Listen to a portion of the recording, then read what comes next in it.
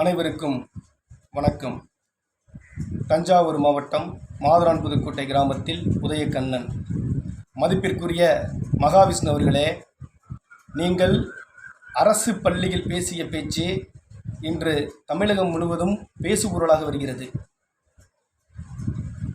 ஜாதி மத இன வேறுபாடுகளை கடந்து சமத்துவத்திற்காக பாடுபட்ட தந்தை பெரியாருடைய இந்த மண்ணில் நீங்கள் உங்களுடைய மதத்தை பரப்புவதற்கு அரசு பள்ளியில் பேசுவது மிக தவறான ஒரு செயல்பாடு.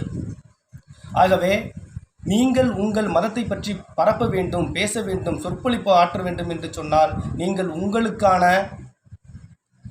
கோவில் தலங்களிலோ அல்லது பொது மேடைகளிலோ உங்களுக்கு தேவையான இடங்களில் அரங்கங்களிலோ பேசிக்கொள்ளுங்கள்.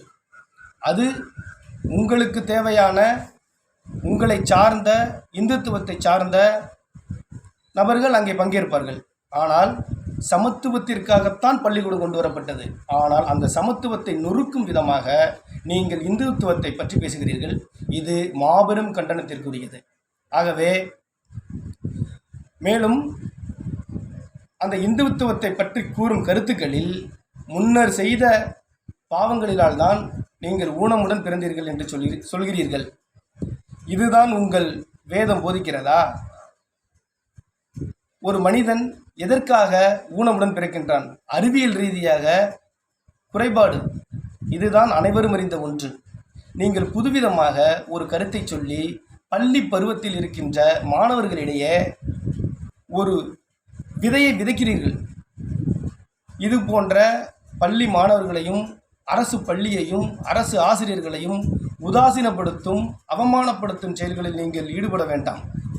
உங்களுக்கென்று ஒரு திறமை இருக்கிறது. அந்த திறமையை சரியான வகையில் பயன்படுத்த வேண்டும். ஆகவே இது போன்ற நிகழ்ச்சிகளில் நீங்கள் சொற்பொழிவாற்றுங்கள். உங்களுக்கான உரிமை இந்திய அரசியல் சாசனத்தில் என்ன சொல்கிறது? அனைவருக்கும் உரிமை இருக்கிறது. பேச்சுரிமை, எழுத்துரிமை, அனைத்துரிமை இருக்கிறது. ஆனால் உங்களுடைய உரிமையை சரியான இடத்தில் பயன்படுத்துங்கள். ஆகவே இது போன்ற அரசு நிகழ்ச்சிகளிலும் அரசு பள்ளிகளிலும் இது போன்ற செயல்களில் ஈடுபட வேண்டாம் என்று சொல்லி